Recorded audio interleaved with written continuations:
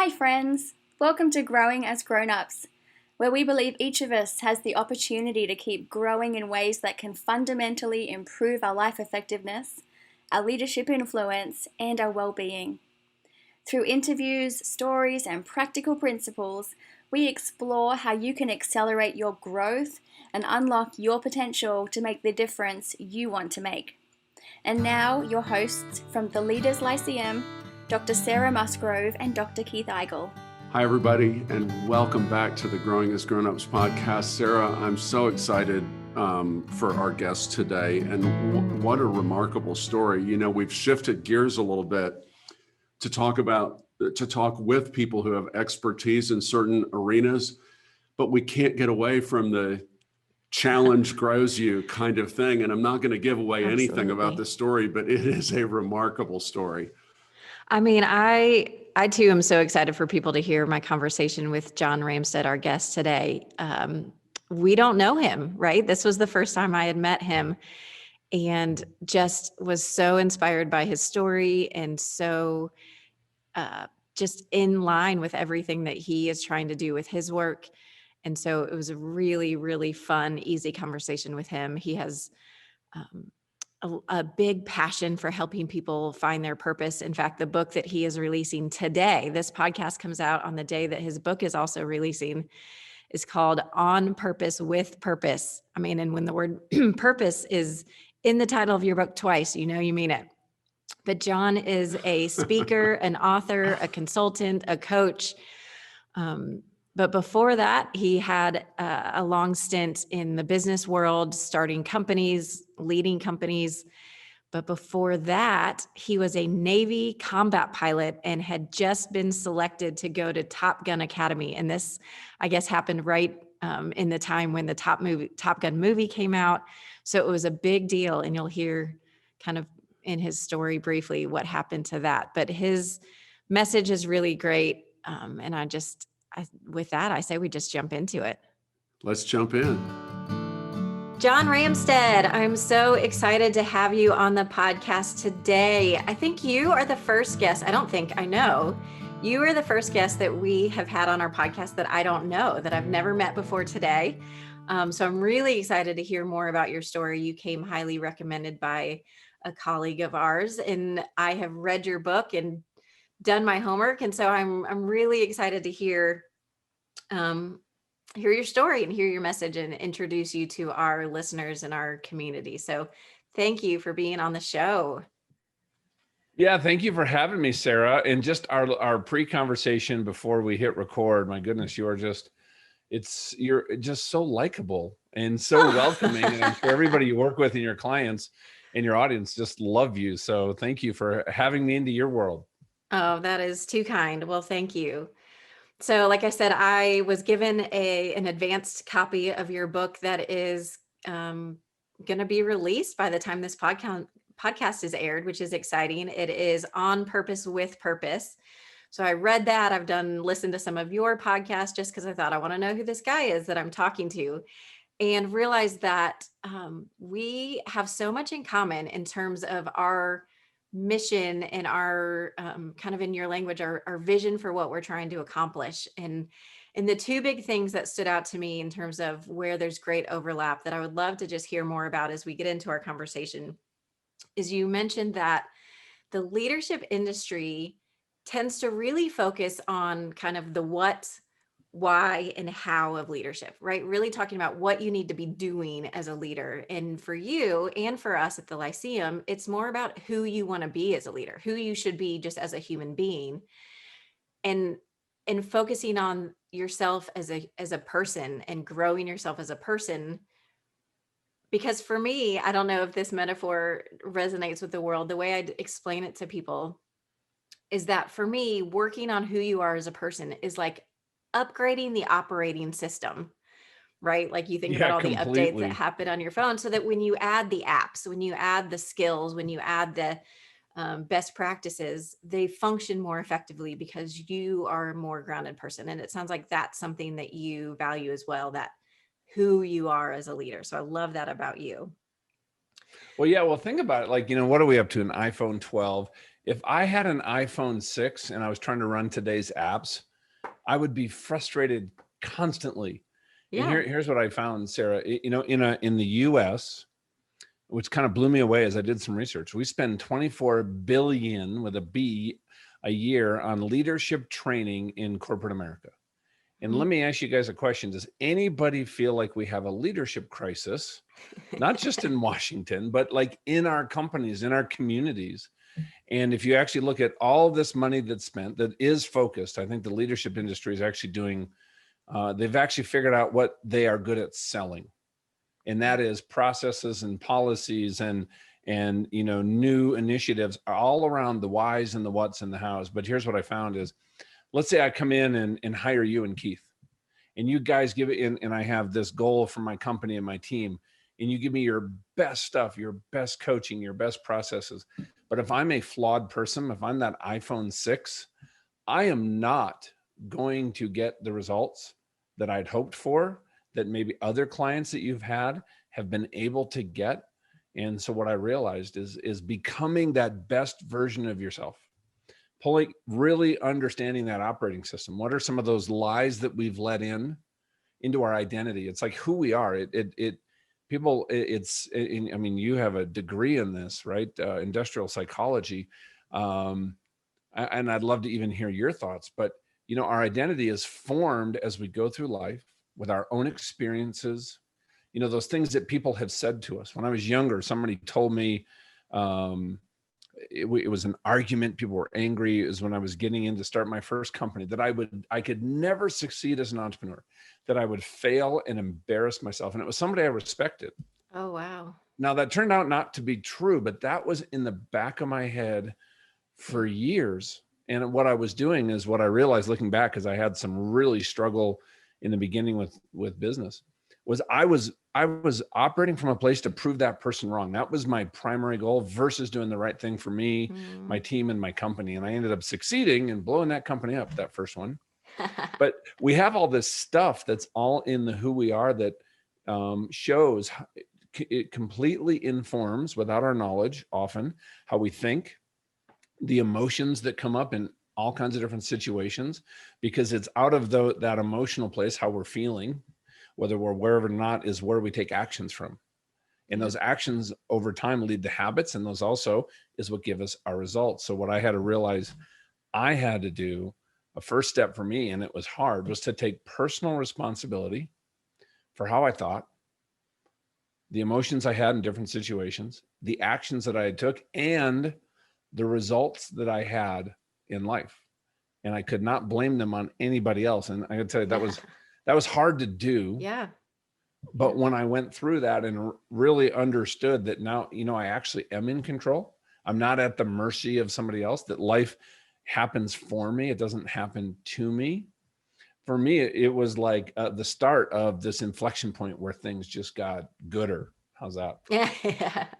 Gooder. I love it. I mean, that's exactly why I felt so much resonation with what you wrote in your book. And for our listeners that are more familiar with the way we talk about it at the Leaders Lyceum and the Growing Grownups podcast, it is this idea of vertical development, as Keith talked about from his book, this maturing where you go through this effectiveness transition where you let less of the outside sources influence you, and more you become grounded in who you are. You take responsibility. You decide that what matters most is being the person that you want to be, that you feel like you were designed to be, and less energy trying to figure out what other people want from you. And so, just in that little 60 seconds that you shared, without even having read Keith's book, probably, your life testifies to that, which I love. And now, well, you and Keith, I think what we've tapped into, and it's just through our experience, what we've seen over years of what works and what doesn't, is just some universal truths. These fundamental things you're talking about at becoming the best version of ourselves. And there's actually, there's a lot to actually doing that. And I think it's hard to do alone, because I got myself in this jam alone. And then if I could think I could get out of it myself, I was kidding myself. But, working with coaches and mentors and having people around me as I had to identify what are the changes I needed to make and why. What would that do for me? All of these things came together, and it's a process. But one of the most, for me personally, one of the most worthwhile processes I've ever been through, because I went from life just being this grind to being this. I woke up this morning, Sarah. I was just totally excited to get out of bed, and I'm that way every day now. And I didn't think that was even an option a few years ago. I love it. And that seems to be kind of the motivation behind the book that you wrote, which we will get to, because I want you to share some of the key principles that came out of your book. But I think we would be doing our listeners a disservice if I did not give you a chance to share one of your stories from your past. Your book goes through so many of them that are just fascinating. And we've had a number of guests on our podcast up until this point who talked about the challenges they faced and how those challenges shaped them into who they are. And I just thought, I can't not give John the chance to share. And so, there's so many to choose from, but if you want to just pick one, when you think back over these experiences that you've had, these challenges and adversities that you've faced, what's one that you think had the biggest impact on who you are today? Well, clearly, back in my youth when I was flying F-14s, I got orders to go to Top Gun at the end of my second tour, and I was about to go. Never been more excited in my life. This is a dream come true. And the next weekend, I get hit with a softball in the eye, and I had nerve damage. I lost my medical, and I was done, and I was out. I mean, and just I just want to quick. share, my identity was completely in everything external, Sarah, as a fighter pilot, as a naval officer, and all these things. And it was ripped away from me. And I honestly thought that was going to be one of the hardest things I ever had gone through. But fast forward to 2011, I got out of the Navy in 1995. And I had this long business career as an entrepreneur, all kinds of up and downs with business. And I decided I'm going to start another company with just some great friends of mine. I was 5 months into that.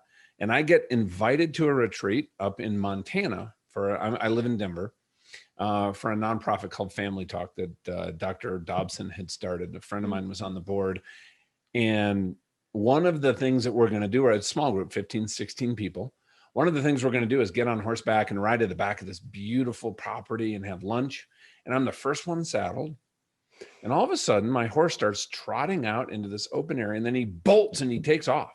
And I'm laying flat on my back, and his rump is pounding me in the shoulder blades as he's accelerating. And I was scared to death I was going to flip off the back of this horse, get kicked in the head, and get killed. So I did the only thing I could think of at the time, and that was to squeeze with my legs as hard as I can. I don't know. Are you a horse person, Sarah? I know enough to know that was a bad idea. Yeah. Why? What was I telling the horse to do? Run faster. Yes. And that little guy, he selected full afterburner. He found another gear. I'm telling you, I'm a dude. I did not read the manual. I'm just being honest. I was not expecting this. So I get back up in the saddle, and I'm looking ahead, and we are heading straight at a series of steel paddocks. And I'm like, okay, well, what do we do? I try to get the horse to turn. He won't turn. Try to get him to turn again. He won't turn. He won't slow down. He won't stop. And I literally start absolutely going into a full panic mode. I'll never forget 20 yards in front of the fence at a flat out run. Because none of this makes sense. Like, why would the horse do this? I didn't even almost have time to think, but it's like everything slowed down. And I remember thinking to myself, this is not going to end well.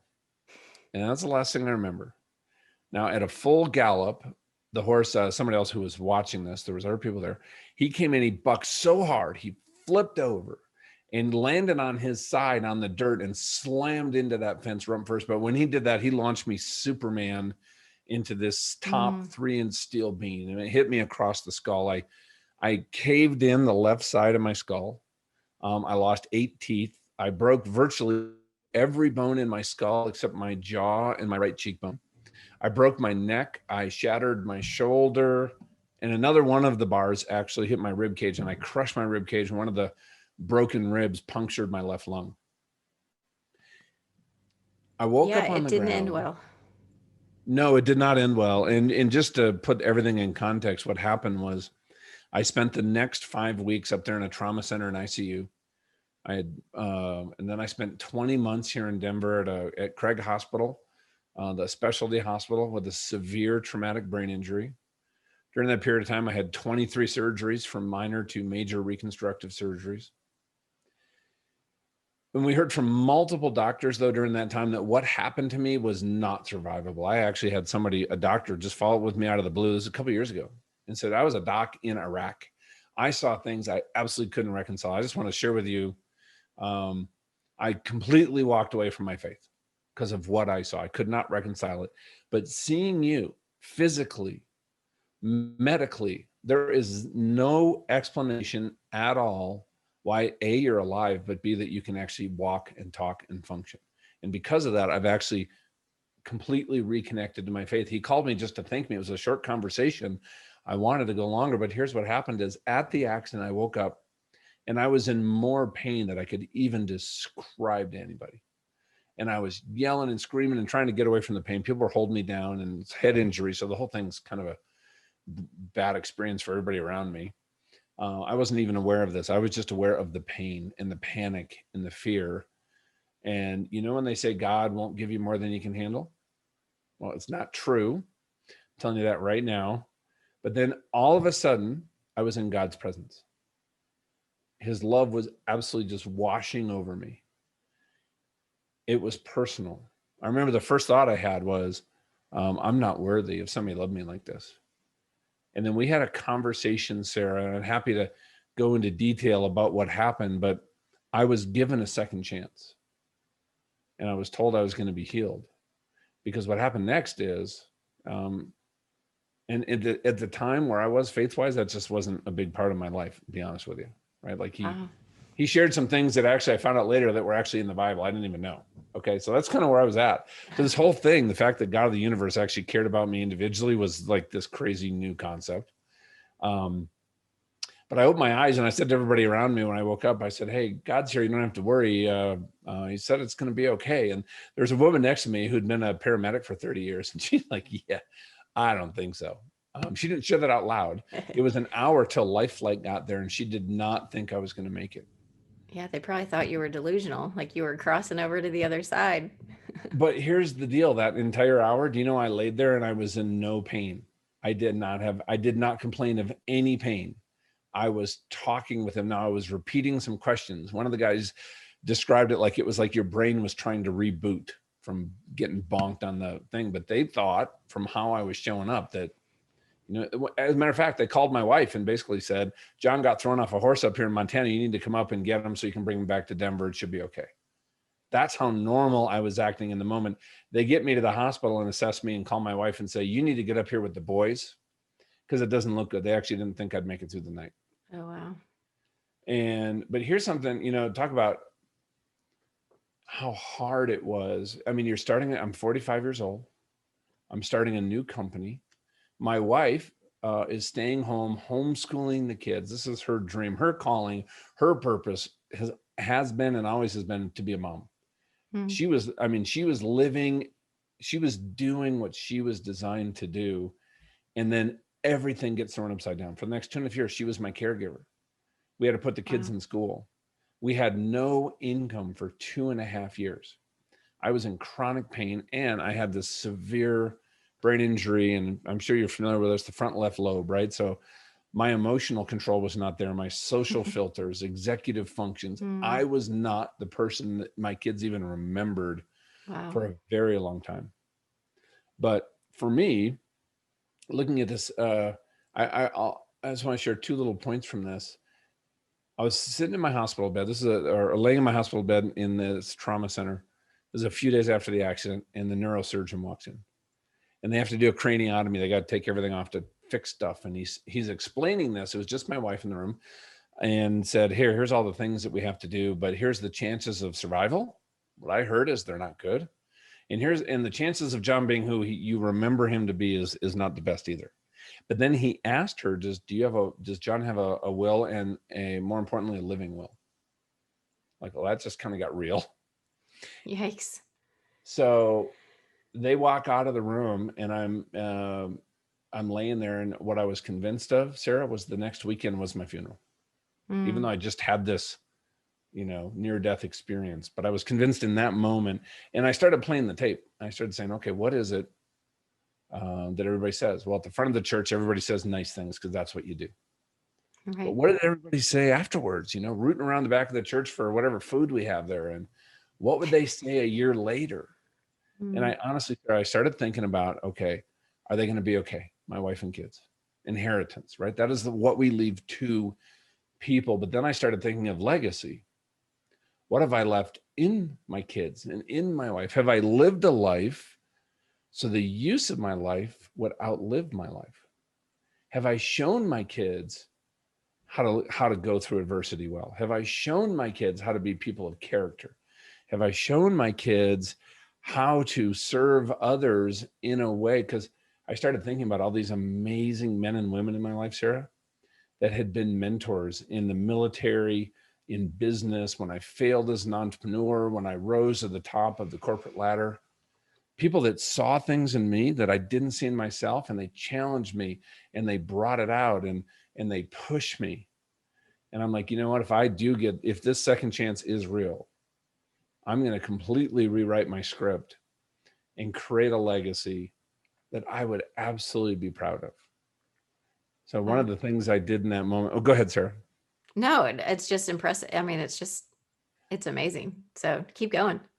So here's one of the things I did. I actually started working with a coach, and he asked me about, I thought it was a great question. He said, well, what were those obituaries, those ones you were imagining? What were people saying?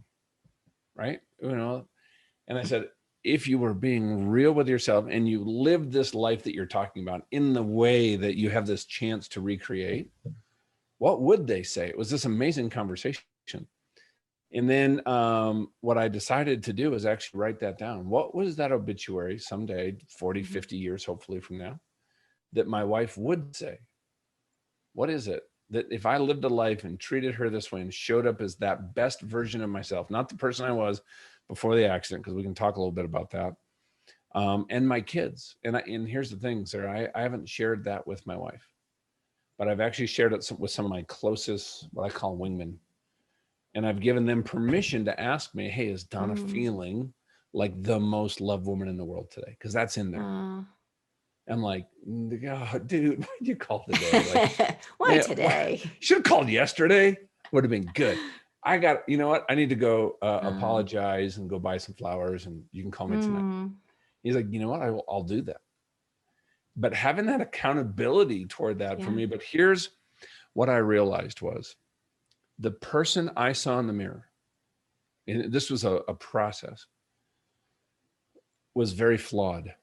All my life experiences, my identity, my still at that time, I was under what I call the tyranny of they. What do they expect of me? How do they think I should show up? What do they think my values should be? How do they define success? I was trying to meet all these bars of family members, of my boss, of people at nonprofits I was at. And I was so disconnected with not only that better version of myself, who I really was at the core, but a sense of true purpose that was compelling. The only thing I knew how to do was work harder. Yeah. And from the outside in, everybody would look at me and say, he's doing pretty good, right? He's at the top of his career. He's on these nonprofits. He's at all of his kids' game. Sarah, I had never been more miserable. I describe it in the book, as you said, as smoldering discontent. I love that phrase. And it's interesting, as I got into executive coaching, and as I was getting into it, I interviewed 10 CEOs from anywhere from 100 employees all the way to much bigger. And it's really interesting because every single one of them used at some time during our conversation, because I was trying to understand what are their biggest problems they're trying to solve as a leader. They all use the same phrase in some form or fashion. And that was this: you know what? I'd love to live life more alive. I'd like to live life more fully alive. They all talked about being alive, and every one of them said they don't have it today. They don't even know what it looks like. They don't even know how to move toward it. But but they just know that it doesn't exist. And I said, that's exactly how I felt. Right. Yeah. And what I realized is this whole journey for me of, in here, what I realized is, Sarah, I had to slow down. If you actually look at some of your clients that have probably had the best results, you have to slow down in order to speed up. We have to Yeah. slow down in order to actually look inside and say, what are some of those lies that I've let into my identity and accepted them as truths? What are some of my limiting beliefs? And is there a liberating truth on the other side of that belief that can start to free me up? What are my core values? What are my passions? And I talk about in the book about this place of convergence as you go through and you really start to understand. And for me, it was not who I saw in the mirror, but the person God sees when he looks at me. And I realized the gap was massive. Hmm. And this is my opinion. I think the bigger that gap is, the more stress, anxiety, burnout, that frustration, anger problems, because I had all that show up in your life. And as I started closing that gap between that person in that mirror and that best version of myself, for me, all that stuff just started to melt away. Now, some of it's still there, but I got to tell you, it's gone from like a 9 out of 10 down to literally maybe a 1 or a 2. Like if I'm thinking about the pain scale. So I mean, you this think book, about, would you ever want to go through the tragedy of that horse accident again? You would never wish that on anybody. And yet, would your life be anything like it is today if you hadn't gone through it? And I think what you're describing right now is something that we find to be so true in our clients. And we use different language, but it's the same principle. And we talk about helping people identify their bigger me value, that who do they want to be, and identifying the smaller me, which is the kind of how I'm living my life today. Most of the time it's based in what you just referred to as this limiting belief. It's this fear of something, this protection of something that says, I can't risk changing this, even though I really want to be this other version of me. And I think that was another point that I fully resonated with you, was this idea of the importance of naming both where you want to go, your destination, your legacy, and an honest evaluation of where you are today. And so to kind of bring it back to what you talk about in the book, talk to us more about this idea of how you close that gap between your purpose, your destiny, this better version of yourself, this life fully alive, all these different ways that it can be described, and the process of understanding where I am today. What do people need to do? Give us the highlights of your book. okay, How do we do that? Here's if you guys think of flying along in an airliner, you're up at altitude, the crew's got the autopilot on. You realize that airplane is only on course less than 3% of the time. That's it. That's and terrifying. That's because it's constantly being pushed off course by winds, and the engines are turning and people are walking up and down the aisle. It's throwing it out of balance. Our life is the exact same. We are constantly being pushed off of course with relationships, with a pandemic, with economics, with our health. I'm struggling. I had severe COVID. I'm tied to an oxygen machine right now. It's kind of interesting time in my life. But that autopilot needs 3 things. And this is where I started with, to be able to course correct. The first one is it has to have a true north. It has to be able to set an initial course and have a reference for a course correction. And we need a true north in our own lives. That could be your faith, but I think a huge part of that is your identity, Sarah. When you start looking at really who you truly are, because what I believe is that inner game determines that outer game. And I wanted to get to a place where my identity was based on my core values and what was important to me and my core beliefs versus the approval of others. Yeah. And that was a process. The second one is, like, think about your app, your phone. You jump into your car, you're going somewhere. First thing you type in is their destination. And that app doesn't even work without telling it where you want to go. And how often in our lives, I know for me, do we have a worthwhile dream or goal that we are pursuing with a passion? When I was pursuing my Navy wings, those wings of gold, when I was building my first company, I couldn't wait to get up in the morning and put in the work, even though a lot of it was difficult and hard and I didn't enjoy it, but I knew it was going to get me this great outcome. And I think we drift off course and we don't have a mission and a destination that's really compelling for us. And then the other one, like you said, is our present position. You take out that phone and think about the time, like it doesn't know where you're at and you're in a hurry and it takes you the wrong way down the street. And then you got to reroute and it adds like 8 minutes to your route and you're like all annoyed. It's no different if we don't know where we're starting from right now. And that is our thinking, our beliefs, our values, and our passions. And I think I think it's a process. I think, but the best place to start, I think, I really do, is starting and assessing and understanding your core values, not the values you think you should have. Yeah. One of my first mentors, Sarah, when I got into coaching, said it doesn't matter whether it's executive coaching at the C-suite of a Fortune 100 company or life coaching, a neighbor down the street. The most transformational experiences that will happen every time you're working with a client is when you can get into and work in the area of core values, because those are just the part of the essence of who you be. Yeah. Right. And the being informs the doing.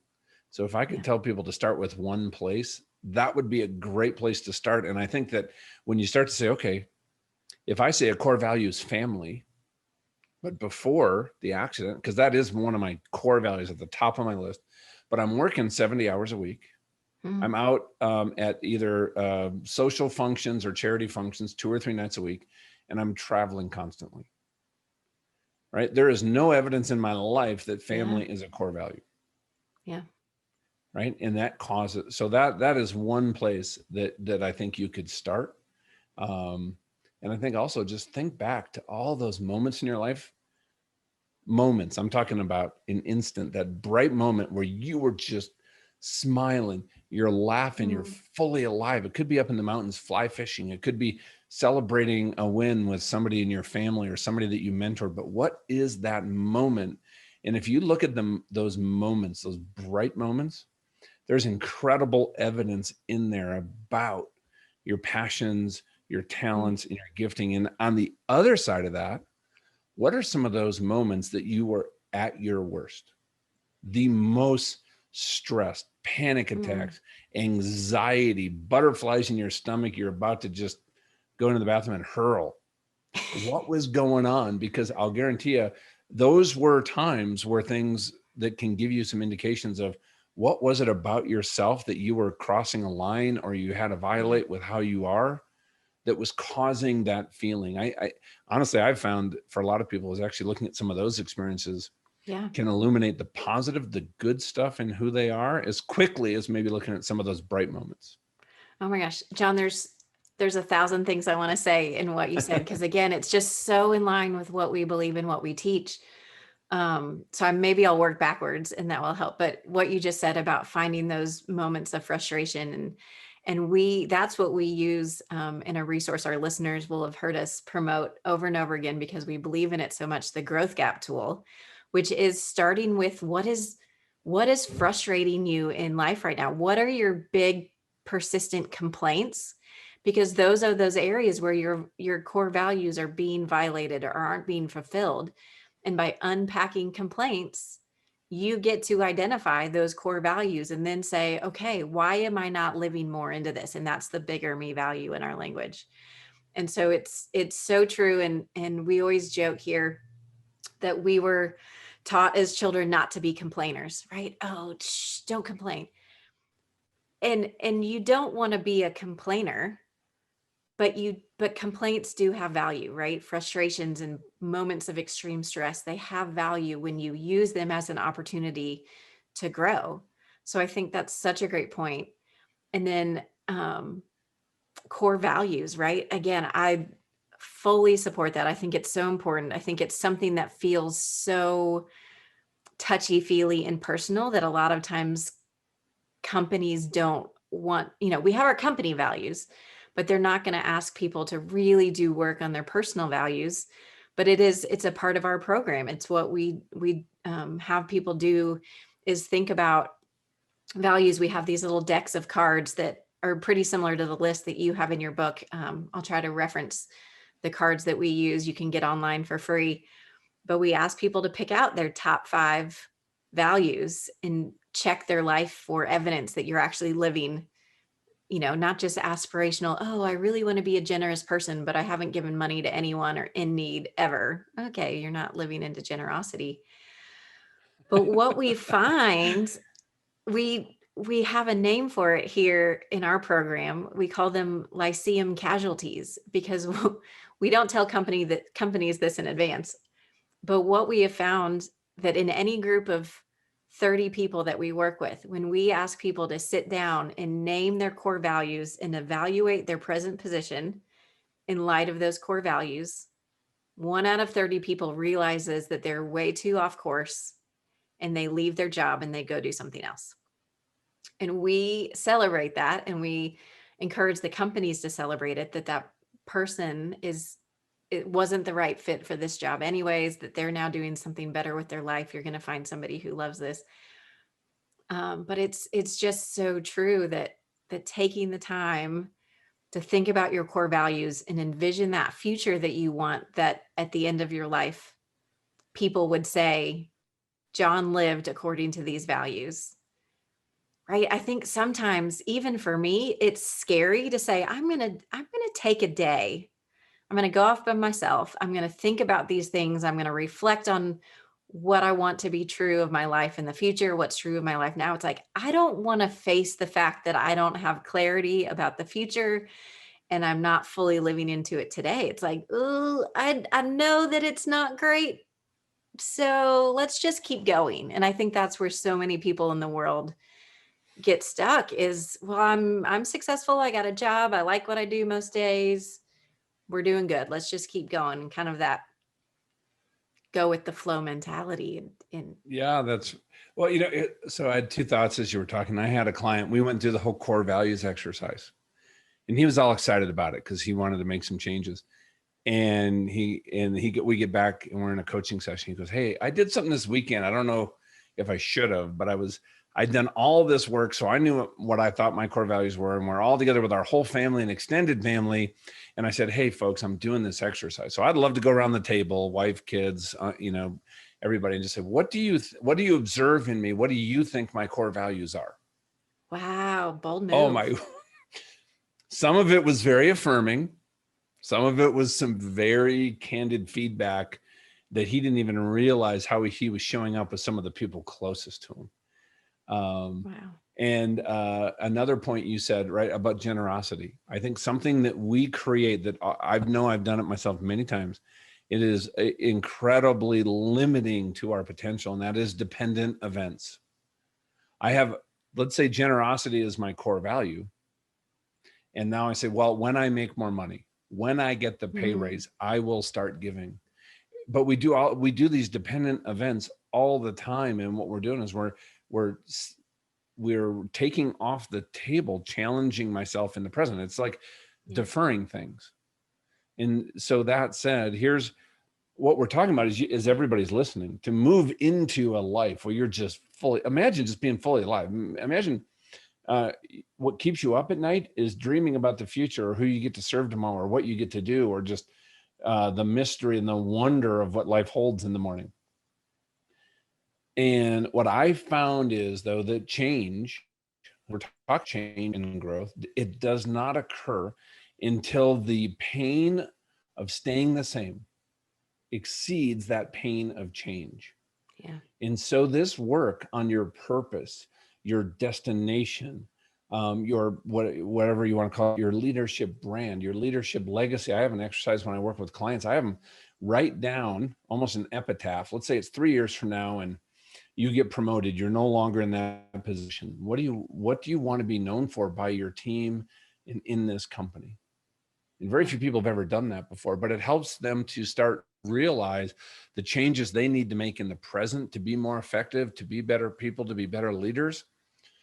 That has to happen, or that stuff will never be said by their boss and their peers and their team. So just remember that that change isn't going to occur unless you connect it to something emotionally important to you personally versus trying to meet other people's expectations. Yeah. Oh, so good. I feel like we could just talk about this stuff for hours, but we are Yeah, we running. could. We're running I out of enjoyed time. talking with you. So I just want to encourage our listeners. John goes into so much more detail in his book about this. I love that you put like space for people to answer specific questions, right? Like if they were sitting down with you, what are the kinds of questions you would be asking them, and space to reflect on it. And I had to read the book kind of quickly to prepare for this, but I do want to go back and work through some of that. There's so many other things I have notes on that I was like, oh, I want John Man, I to need talk to about watch. that. What do you call it? The leadership gap? What's the gap? The growth gap tool. I would love to go through that, and I'm sure I Yeah. can. That's something I would love to, even if with your permission, share with my clients too. You guys are doing great work.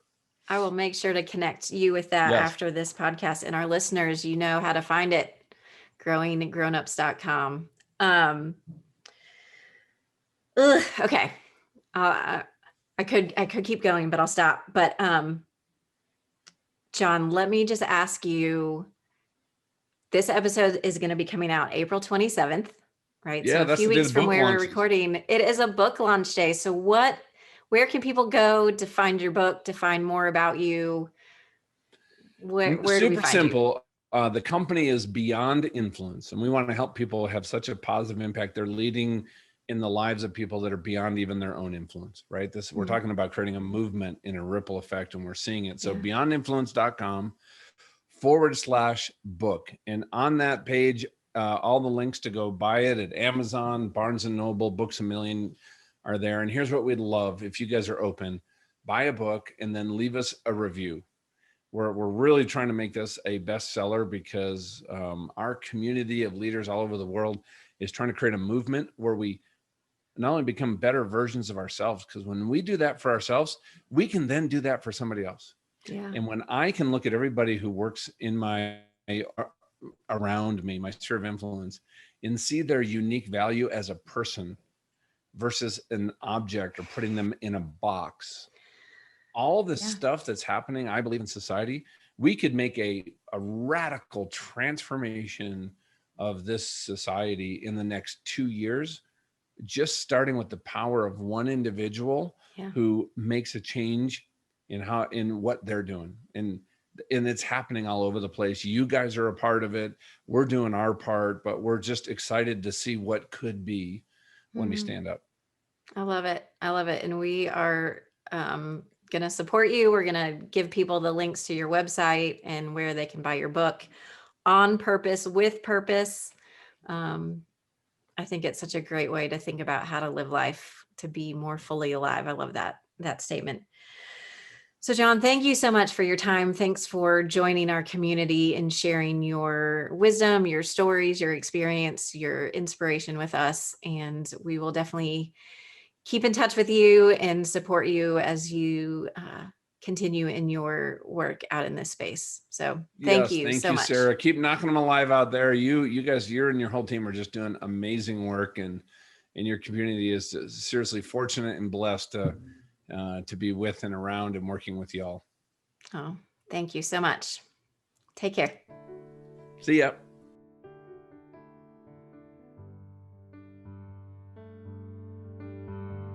Sarah, what a fun interview that was with John. And again, I said the story was remarkable, but I think that, if there was like a meta theme for your interview with John, for me, it was True North, right? It was the constant course correction. And I think we've even talked about this in the last couple of podcasts in one way or another, but I just love the echo of this. I don't know if our listeners are familiar with the term zeitgeist that comes from the German language, but it's like the spirit of the times. And there's a lot of people echoing what we've been pushing for a long time. And it's great to just find a friend and a compatriot in really growing people, not just figuring out what skill sets that they need to keep going. That's all good. Skill sets are all good. but if they're contextualized in who we're becoming, it's an even bigger deal. And John did a great point kind of hammering that home in Yeah. y'all's talk. Yeah. And I think just his experience and all of the metaphors, analogies, I can never remember which is which. I should probably look it up if we're going to keep talking about this. But all the stuff that comes out of his pilot training and this idea of the constant course correction, I just thought was such a great picture of how many things, little bitty things every day are knocking us off course, and that we're only, I think he said 3% of the time on course. And if we're not paying attention, those little degrees can make a big difference on where we end up. And, you just think about, even today driving in, I had bad traffic that could have put me in a mood that would have affected the day, or, illness in my family, or just whatever, any little thing, not even the big things, can knock us off course. And the importance of having that true north and that destination that helps us recenter and stay focused on what we really want our lives to be about. So I love that he is on that same mission with us. For our Leaders Lyceum alumni that are listening to this is degrees off course on your road to Disney, right? I mean, it's that same idea that having that out there allows this constant course correction, but you got to keep it in front of you, right? Yeah. And I think that's such a powerful thing that he really gets at. Yeah. And I mean, all the things that I loved about his conversation, I highlighted during the conversation, but I think the thing that I just want to reiterate, and you hit on half of it, is kind of that destination piece of it, but also the awareness of the present position. And for him, that they have to go together, just like for us, a bigger me and a smaller me value have to go together. And just how often I meet people, even people who've gone through our program, who just want to focus on where they're going, which you have to have. We want people to think about that. But if you're not paying attention to where you are today, and that honest, sometimes hard evaluation of, you know what, the values I'm living out today maybe are not moving me in that direction. And I just, he said it kind of quickly, but the idea of having one of his clients ask the people closest to him, what do you think values characterize my life? I was like, oh man, yeah, I don't know that I can do that, but what a growth oriented step. Strong dinner with the family, no doubt about it. Yeah, I just thought that was a great exercise. Yeah. Hey, one other thing before we jump off today. I loved his phrase. I think it was the tyranny of they. Yeah. Or tyranny of the they. And we've talked about that idea so much in our own language, but what a fun thing to think about is, are you being held captive by the tyranny of the they? All these outside kind of, who am I trying to please? Who am I doing? And again, it's another way to really identify and ground yourself in where you are now as you're trying to point yourself in the direction of where you want to go.